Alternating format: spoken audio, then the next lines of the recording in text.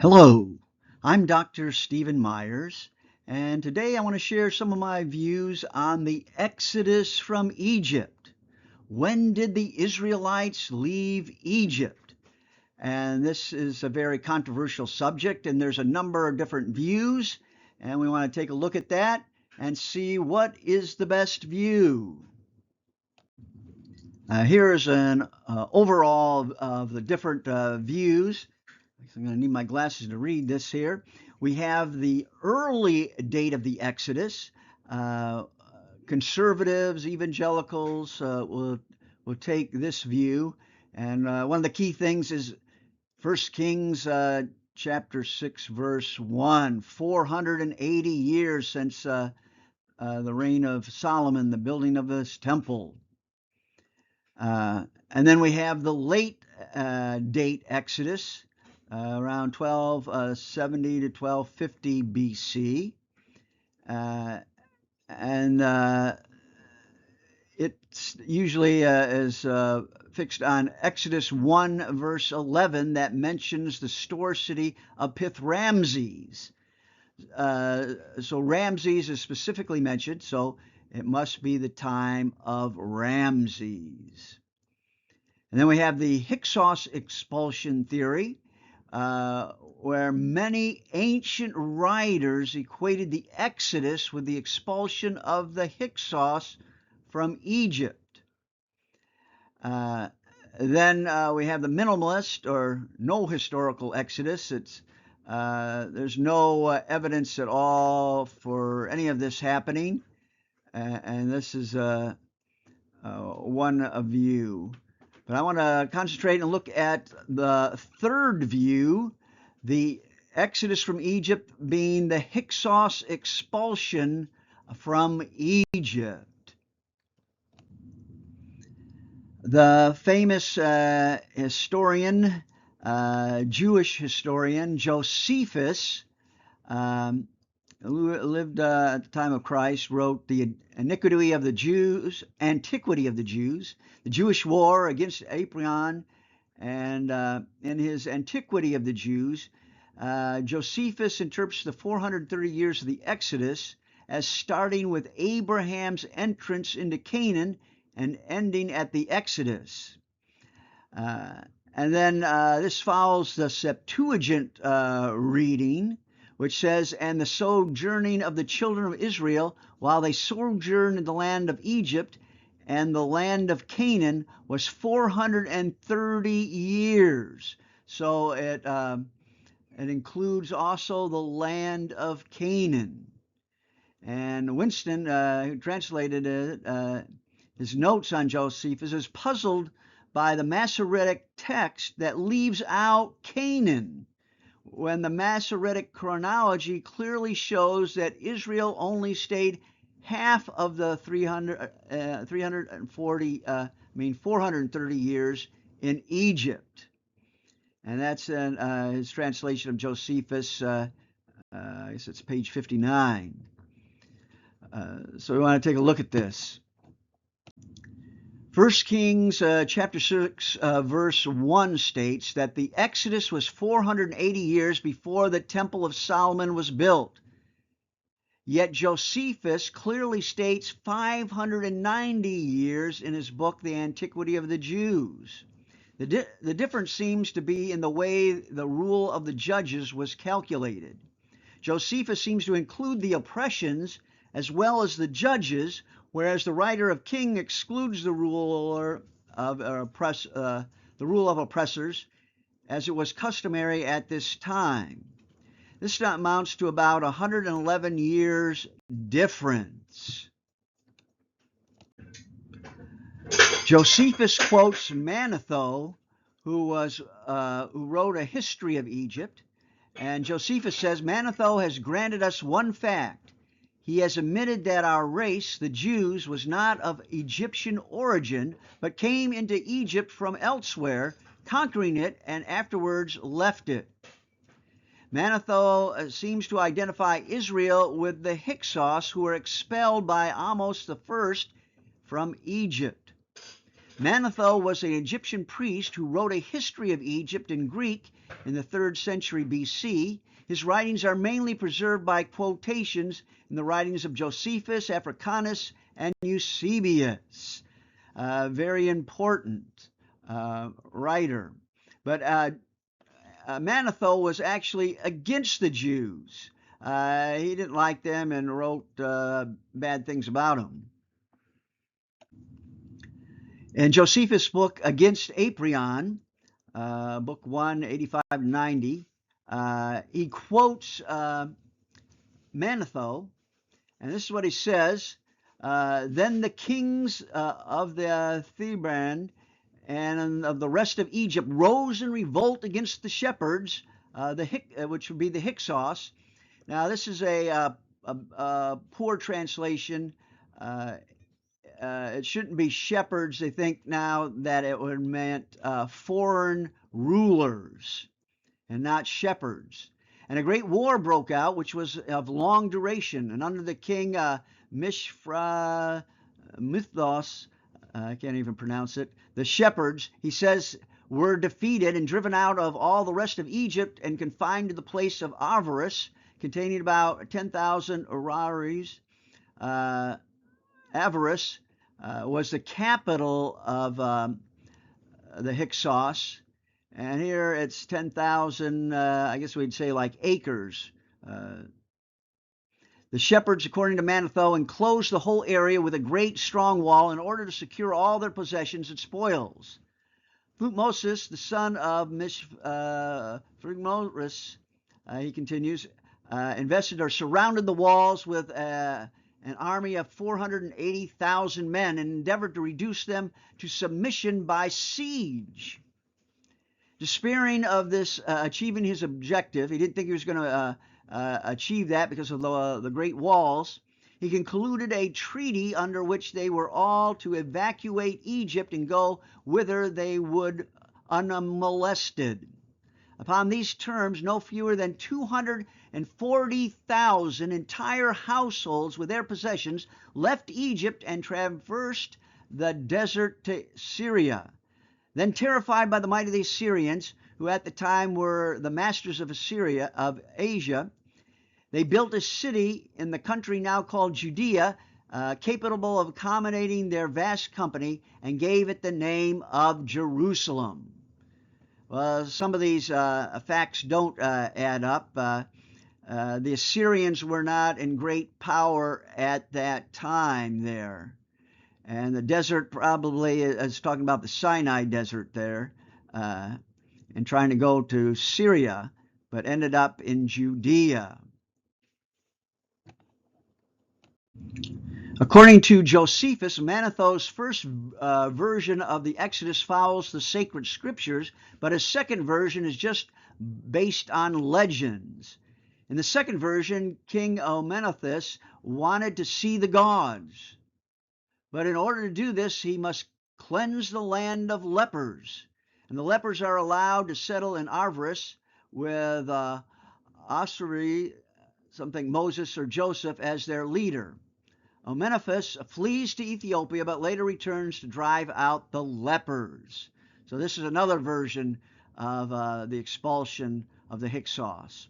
Note that Josephus states that the Hyksos took Egypt without striking a blow. Some think that the Hyksos gradually gained control of Egypt. There was a large influx of Asiatics from the 12th century until the Hyksos took over. A wall painting in the tomb of Khuramhotep III at Beni Hassan shows a caravan of 37 Asiatics coming to Egypt around 1890 BC. So they now think that instead of a big war to take over Egypt, that just many visitors came to Egypt, stayed in Egypt, all these Canaanites coming in, and finally there were so many of them that they just took over. Here's a chronology. If we look at the ancient Jewish writings here in the first column, I should say I did my dissertation entitled "The Date of the Exodus According to Ancient Writers."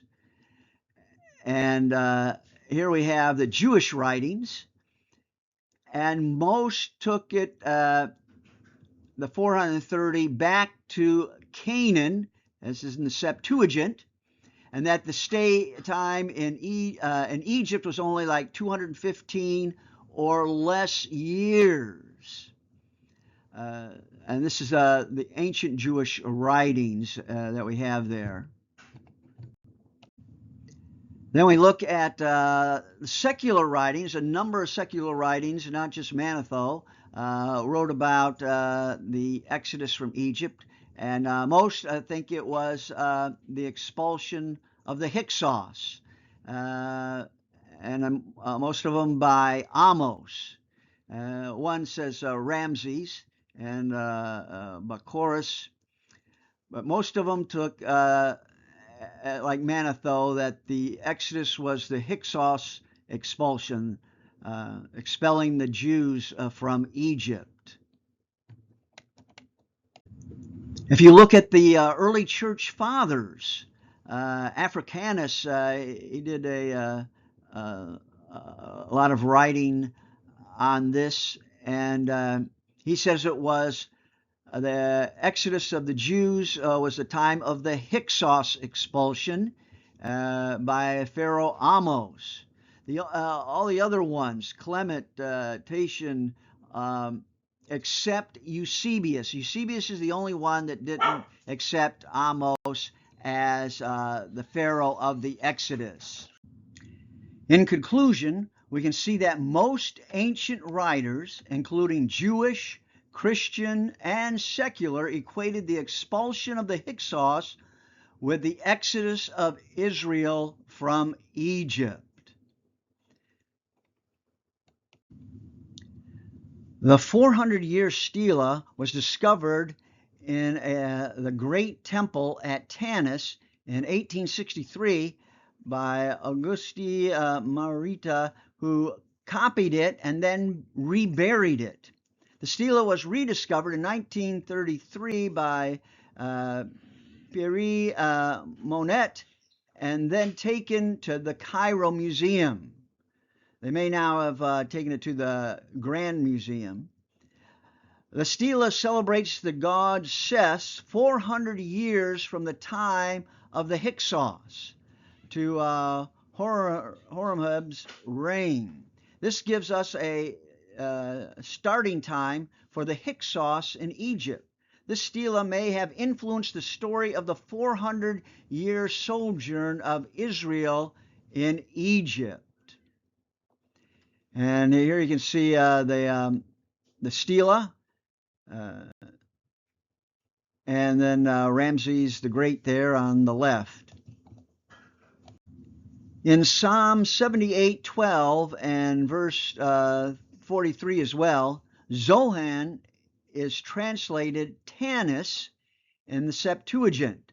People thought Tanis was Ramses II capital, Pith-Ramses, because of all the statues of Ramses that was there. But actually, Tel El Daba is Avaris, the ancient capital of the Hyksos. Now, this isn't to the right proportions, but Tel El Daba, that was the capital for the Hyksos, called Avaris.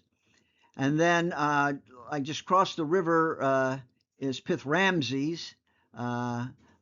And what happens is that the Nile, the delta there, the Nile, it moves. It doesn't stay in the same place. It gets silted up, and then the branches out a different way. And so you have the river silting up there, so Avaris is no longer a good place for navigation. And then for Pith-Ramses, that also it's silted up there. So what they did is they moved a lot of Ramses statues to Tanis later on. and that's what they did. They moved a lot of the building blocks, a lot of the statues and everything to a new capital. In the Bible, it's called Zoan, and I think it was the 21st dynasty was the capital there. Um, and then they thought that was the capital of Ramses because of all the statues that have Ramses' name on it there. But actually, they just dragged it from Pith-Ramses, right near Tel El Daba. I want to look at a ancient papyrus, Cellier, the number 1. And it's called the Quarrel story of Apophis and Seqenenre. And the story begins with, once upon a time in Egypt there was a plague and no lord or king. There was a taxation of the land. And it says, thereupon King Apophis made Seth his lord, nor did he serve any other god in the entire land except Seth. And he built a temple, fine and enduring work. And Seth is equated with the Canaanite god Baal or Baal. These two are equated. And so he tells how he served Baal or Seth and to serve him alone. And the story goes that he writes this to the king down south, now Luxor, and he tells them, I can't get any sleep here because of the hippopotamuses are making so much noise. And he's very upset and angry about the hippopotamuses waking him up in the middle of the night. I should say at that time, Egypt was divided between the Hyksos in the Nile Delta. Apophis ruled in northern Egypt, and then Arvos was his capital. You see a AI rendering on the left there. And then in the south, King Seqenenre Tao ruled southern Egypt from Thebes. Now, according to the tale, Apophis sent a message to Seqenenre demanding that he remove the hippopotamuses from the pool near Thebes because their noise prevented him from sleeping. The problem was that Arvos and Thebes are roughly 400 miles apart, making this complaint absurd. The surviving text says that Seqenenre was astonished and unable to answer immediately. Unfortunately, the remainder of the story is missing because the papyrus is damaged. Now, it seems like Apophis is goading him into a war to come down and fight with him, and so he does. Apophis wins the battle, and Seqenenre Tao is killed. And I guess I should have shown a picture of him, but his mummy has a big axe head, a hole right in his head. They think may have killed him, and other wounds as well. But this story also is a battle between chaos and cosmos. Whose God is more powerful? Is the God of Seth or Baal stronger than the God of Thebes? And Osman states, my thesis is that the Hyksos tradition received its semantic coloring and character as a predominantly religious conflict only after the Amarna age. So the story of the Hyksos expulsion is changed into a cosmic battle between the gods.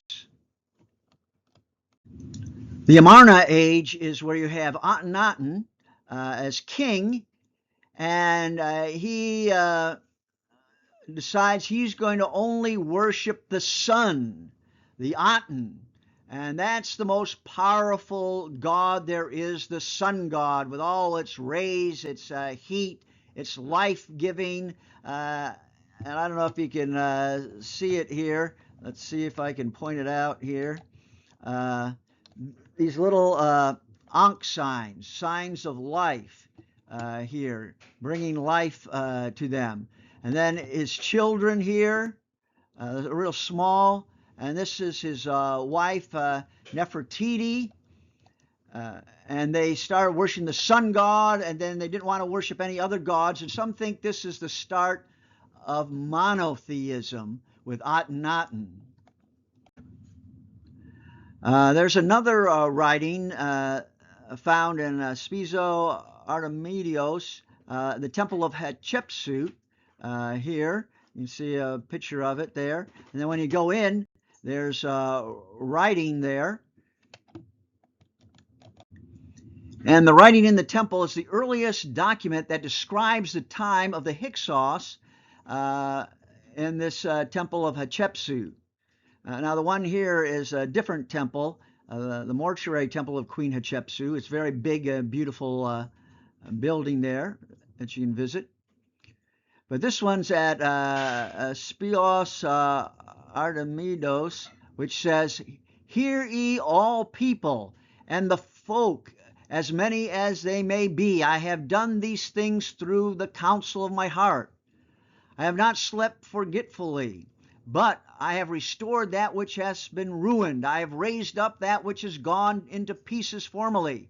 Since the Asiatics were in the midst of avarice of the Northland, and the vagabonds that were in the midst of them, overthrowing that which had been made. They ruled without Ra, and he did not act by divine command down to the reign of my majesty." The Hyksos worshiped Baal, who was associated with the Egyptian god Seth, as I said before, which led to the neglect of other gods and temples, which upset the Egyptians. And so this is another writing here on the walls telling about the Asiatics and the trouble they caused there in Egypt. There's another papyrus called Admonitions of Iperer, and there's debate over the exact time period that it describes, but the text itself is from the 19th and 20th dynasty. And John Van Setter strongly argues for the time of the Hyksos. It states, "Foreigners have become people everywhere. The Nile is in flood. The poor men have become the possessors of treasures. Many dead are buried in the river. Let us banish many from us. The river is blood." This sounds similar to the event of the first plague against Egypt in Exodus chapter 7. In the Iperer papyrus, the river is blood from all the fighting in the civil war and the dead bodies. The expulsion of the Hyksos was a series of campaigns that started with Ahmose, who was the king there in Thebes, and rebelled against the Hyksos. And then his brother Ahmose was finally successful in pushing the Hyksos out. There's a good possibility that the Admonitions of Iperer was written about the second intermediate period when the Hyksos rose to power. And here we have the Iperer papyrus and the Exodus, and we can see the parallels here. I won't go through all of them, but here the river is blood, and then all the waters from the river were turned to blood. Exodus chapter 7 here. And many other parallels that we see here between the Iperer papyrus and the Exodus. Then there is the Tempest Stela of Ahmose. The Tempest Stela, or Storm Stela of Ahmose, the first, was discovered at the third pylon there in the Temple of Karnak between 1947 and 51 by a French archaeologist. It describes a great storm that may be the result of the volcanic eruption at Thera, but now most scholars think that Thera was much earlier, but it could be remnants or telescoped together. But it does describe a huge storm. And it's hard to read here. The gods expressed their discontent. The gods, the sky, come with the tempest of rain. It caused a darkness in the western region, and the sky was unleashed without. More than the roar of the crowd was powerful on the mountains, more than the turbulence of the cataracts that are at Elephantine. Each house, each shelter, or each covered place that they reached were floating in the water like barks of papyrus of the royal residence. No one was able to light a torch anywhere. Then His Majesty said, how these events surpass the power of the great God and the wills of the divinities. So we have this description of this powerful storm. May be related to the Exodus from Egypt. Note that they saw this was a punishment of a god. Line 12, torches could not be lit. Exodus 10:21 says, and Moses stretched forth his hand toward the heaven, and there was a thick darkness in all the land of Egypt for 3 days. There was only light in the Israelite homes. About this time, both Ahmose and Apophis die. Ahmose was the firstborn. This may reflect the last plague of Egypt when the firstborn dies. Ahmose becomes king of Thebes after Ahmose's sudden death. Now I'll quickly look at the Epic of Gilgamesh, which has the flood story. Discovered by George Smith at Nineveh. He found part of it, then he went back and found more of it, but it tells the flood story. Then you have Atrahasis, the story starting with creation and the flood. And then you have the Sumerian flood tablet telling the story of the great flood. And you have all these flood stories that are earlier than the book of Genesis. And it seems like that they knew about these flood stories, and then the Israelite scribes or Judite scribes rewrote the story and formulated it the way they wanted to tell the flood story that we have in the Bible. And of course, some say it's divided up like 2 different stories there that are put together, where it mentions Elohim is the God, and the other one, Adonai, the Tetragrammaton, is the God.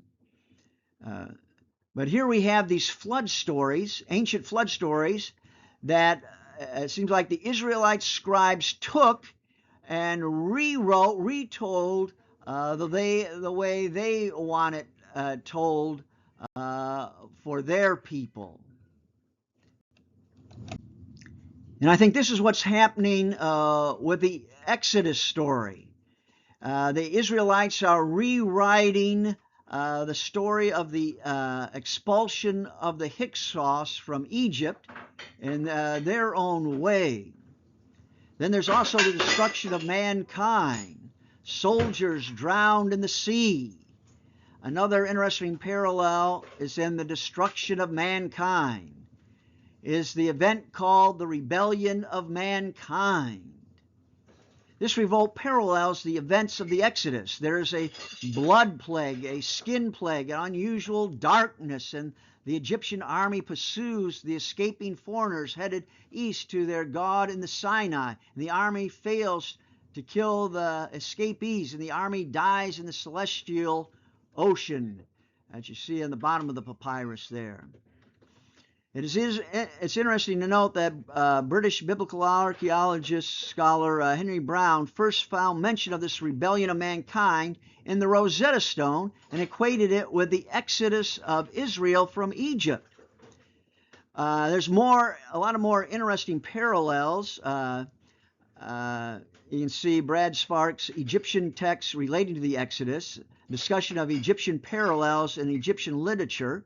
And this is a very interesting book. It's called Israelites' Exodus in Transdisciplinary Perspective, that was published in 2015.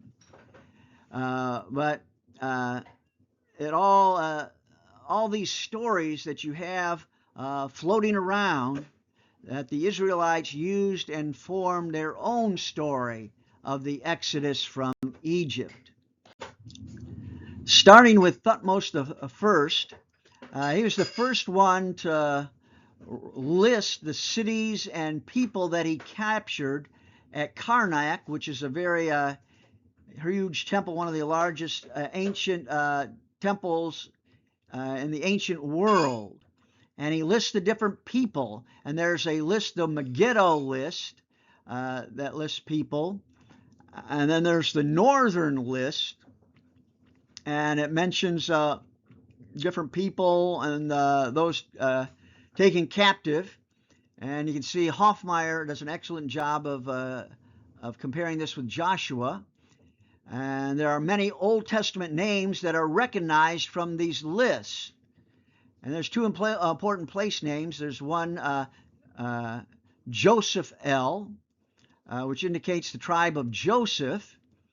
And then there's another one, Jacob El, another, it seems, a tribe of Joseph.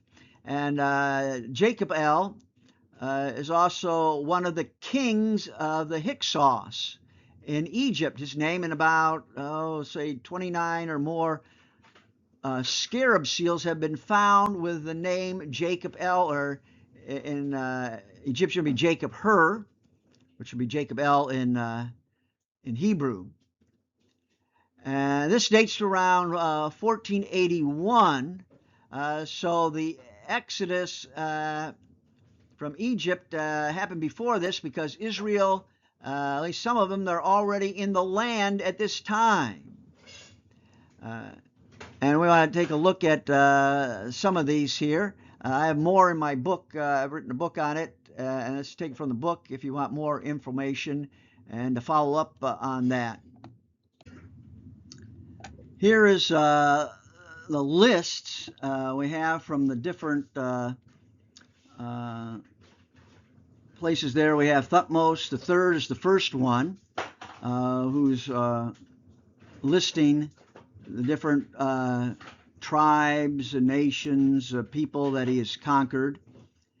And we can see here, like right here, this is the number. It would be number 102 on the captive list. And we have Jacob El, Joseph El, Asher, not sure of, and then we have Adonai, mentioned not until Amenhotep III, several times here. The Sashu, some think the Sashu may be part of the Israelites. They would capture them as well as other groups and take them to Egypt for labor, to sell, and other things. We have the Habaru mentioned, Levi, not until Ramses III, field of Abram, later Abraham. Then we have Edom, Moab, Gezer, and some think the heights of David there, and then Megiddo a couple times. But here we see all these lists of different ones, and they would take a number of them back, starting, I think, mainly you can see from Thutmose, back down to Egypt, and even especially the rulers the children to get trained in Egypt. Now, the exodus from Egypt by the Hyksos probably included what some call the proto-Israelites as well, so that all Israelites were Hyksos, but all Hyksos weren't Israelites. And the Bible even says it's a mixed multitude that went out. And the story of the Exodus is most likely based, the kernel of truth, on the expulsion of the Hyksos from Egypt. And there is no other record of any mass exodus from Egypt. Now, the evidence seems to fit well with Josephus' account. Although the Egyptians saw the expulsion of the Hyksos as a great military victory, the Israelites viewed this as a great salvation victory for them. This seems similar to other events recorded in ancient history where both sides claim victory. I think of Ramses II battle with the Hittites, where he almost lost his life, and he calls it a great victory. So do the Hittites. In reality, it's more likely a stalemate, and they both signed a treaty. Sennacherib claims a great victory over the Jews by taking 46 cities and surrounding Jerusalem. And he claims that Hezekiah is like a bird in a cage. Yet Hezekiah claims a great victory because Jerusalem is not captured. In the Mesha or Moabite stone, Mesha, king of Moab, claims a great victory over Israel, yet Israel claims a great victory over Moab in 2 Kings chapter 3, verse 4 through 27.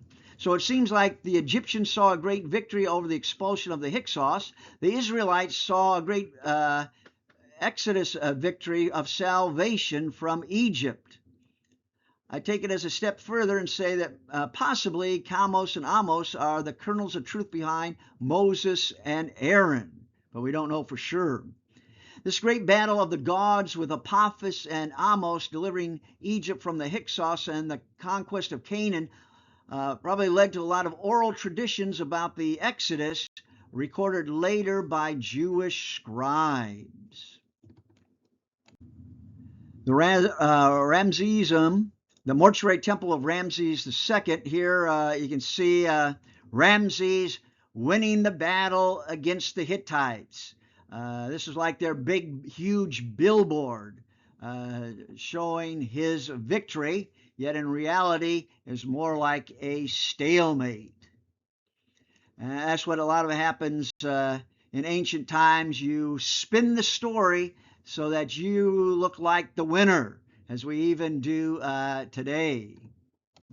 Also at his mortuary temple is a huge, huge statue of Ramses II here, and it's fallen down, and I'm there so you can see how huge this statue is. Then we have the story of Hezekiah. And here's some of the walls remaining of the city of David there that you can see. And he claims a great victory of God sparing Jerusalem. And we have the Taylor prism written by Sennacherib's scribes, telling a great victory, how he destroyed 46 cities of Judah, and how victorious he was. But the only thing they agree on in the Taylor prism and in the Bible is the tribute that was paid. For Hezekiah claiming great victory, it's like Russia conquering the U.S. and conquering all the cities except Washington, D.C., and then the president claiming a great victory. So it's sort of like a shallow victory when everything else is destroyed. Then we have the Moabite stone here. This is my wonderful, amazing wife, Lynn, and they're standing near the Wadi Mujeb, which would be in the Bible called the Arnon River, which marks the boundary there of Moabites. So to the right, up on the hill top there, you can find the city of Debong, which is the capital of the Moabites. And you have the Moabite stone or Mesha stone. And on there he tells how he has a great victory over Israel. But in the Bible, it's a great victory for Israel, not for Mesha. I should say my wife and I would hire a cab and travel around Jordan, different sites. And this one is way down in the valley here called Spring of Moses, looking up at Mount Nebo, way at the top there. And Mesha, the king of Moab, claims great victory here. He conquers the Israelites there at Mount Nebo, where they had I guess a temple, and he gets the vessels of the Lord and takes the vessels away at Mount Nebo. So you have all these ancient stories, and they're spinning them their way, their propaganda, that they've won in a great victory for their God. Now, going back to Thutmose III here, he would bring captives back from the lands of Canaan, especially some of the elite, to raise their children and teach them in the ways of Egypt, and then send them back to rule. And there's been debate about this influence. Did Egypt have direct control or indirect control? And Carolyn Higginsbotham has written a very interesting book entitled Egyptianization and Elite Emulation in Ramses Palestine. She took a look at the textual and archaeological evidence to show that there were 5 main Egyptian centers: Beth Shean. Here you can see on the left, that's at the very top of the hill. It takes a while to climb all to the top there, but you get a good view there at the top. And then there's Deir el Bala, Gaza, Jaffa, and Timnah that had direct rule, that Egypt had direct rule over. And Egypt maintained a limited presence in the form of imperial centers staffed by small numbers of soldiers and administrators. Alongside these centers were city-states who were ruled by vassal princes who Egyptianized themselves to a varying degree. There was no evidence of residential governors, but circuit officers traveled around Canaan to collect taxes, gathering intelligence, and maybe to settle disputes among the vassals. And the vassal princes would rule over their city-states for the pharaoh.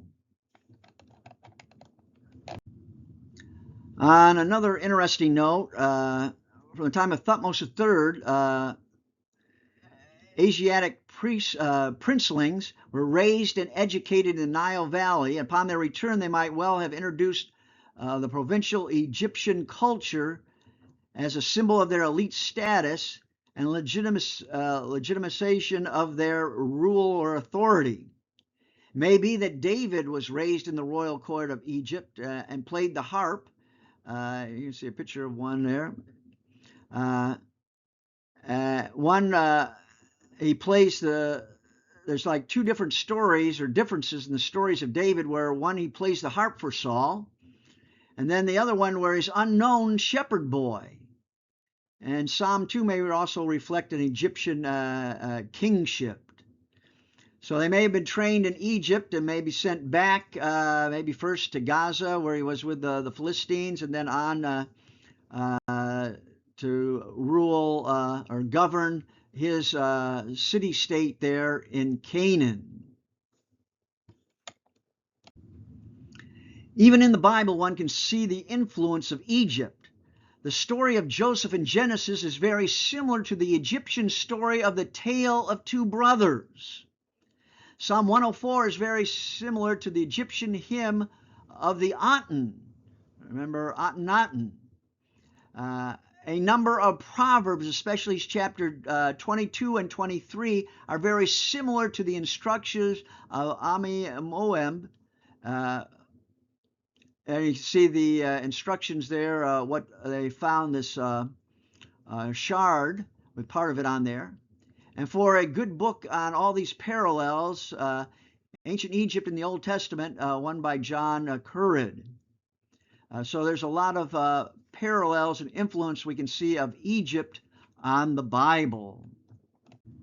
In conclusion, it seems clear after looking at a number of ancient writers that all the Jewish writers took the 430 or 400 years to cover from the time of Egypt as well as Canaan. I guess I need my glasses to see this better here. The book of Jubilees counted 400 years from Abraham's entry into Canaan. Most of the Jewish writers counted the 400 years from Isaac's birth to the Exodus. The actual time in Egypt was only 185 to 215 years, according to most writers. However, the Mishnah specifically states 86 years in Egypt. Another important note is that most Jewish writers pushed the date of the Exodus back to the time of the expulsion of the Hyksos. Joseph would have risen to power just before or during the time of the Hyksos. Most ancient secular and Christian writers equated the Exodus with the expulsion of the Hyksos from Egypt around 570 to 550 BC. Because there's no mention of the exodus of Israel in any of the Egyptian records, I've suggested that Thutmose and Ahmose may be the basis for Moses and Aaron in the Bible. In Hebrew, Ahmose would mean brother of Moses. Thutmose and Ahmose were brothers in ancient Egypt. There's a great battle of the gods. King Apophis proclaims Seth, the Canaanite Baal, the only god to be worshipped, and builds a temple for him. And Manfred Beekman has actually, I think, excavated that temple. I don't have time to go into that. Oral stories of Thutmose and his brother Ahmose saving Egypt and expelling the Hyksos may be reinterpreted by Hebrew scribes as the great Exodus story we now have in the Bible. Ahmose I was the savior of Egypt, and his conquest of Canaan may be help the proto-Israelites.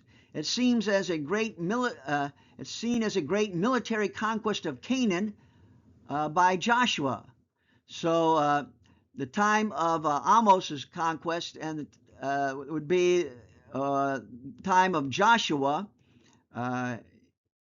and Joshua means the Lord saves. The destruction in the Middle Bronze Age cities in Canaan should be seen as the conquest of Canaan, as written in the book of Joshua.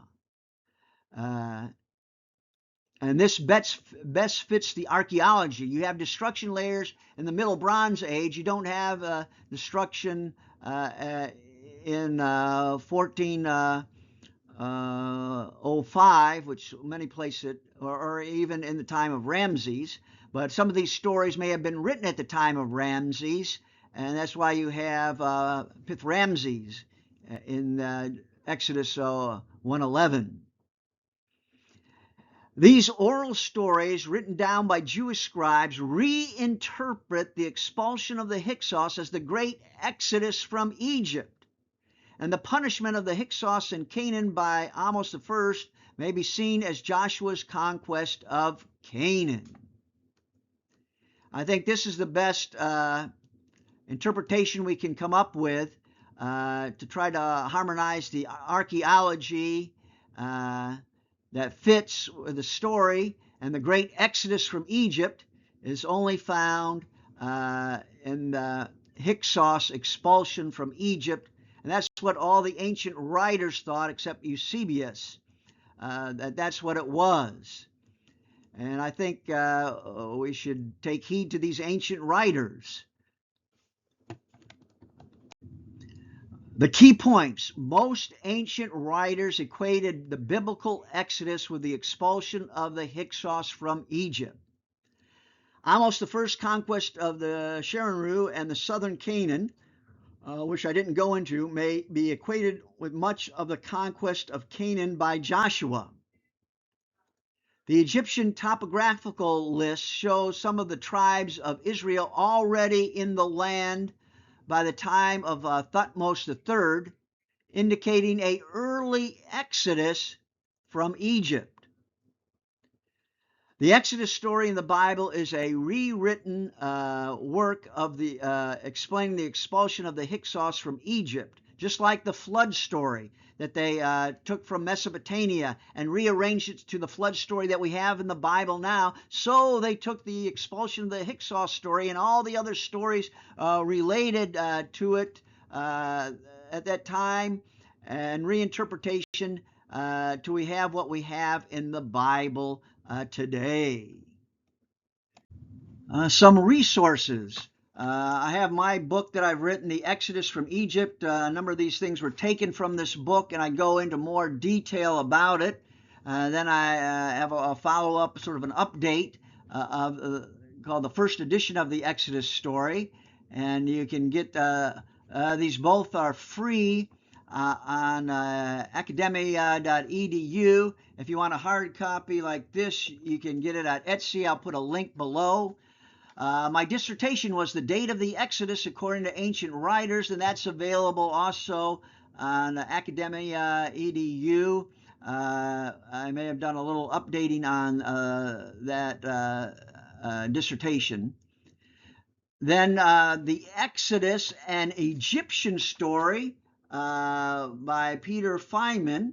And this has a lot more details about the Egyptian story and other information. So this is also a very good book to refer to.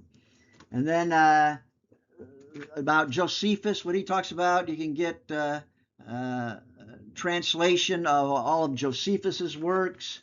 And then is one, they've done a whole series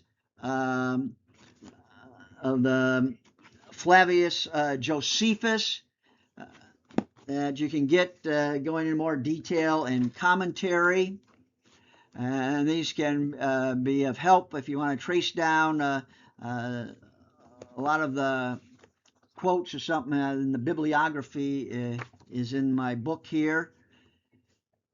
And hopefully you can study it out for yourself and see for sure. But I think the best answer of the Exodus from Egypt is of the Israelites is the expulsion of the Hyksos. And I think that explains all the archaeology and other things and the rewriting of it in the Bible.